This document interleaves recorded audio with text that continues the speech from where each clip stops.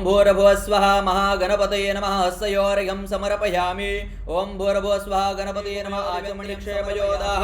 पयस्वतिः प्रदिशा सन्तु मशं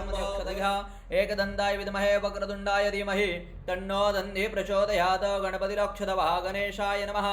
मंत्राक्षत पुष्पांजलीं समर्पयामि। पाणी घालत राहायचं आहे आपल्याला गणपतीचा अभिषेक करायचा आहे कंटिन्यू पाणी घालत राहा मनामध्ये ओम गंगणपतये नमः असा जप करत करत पाणी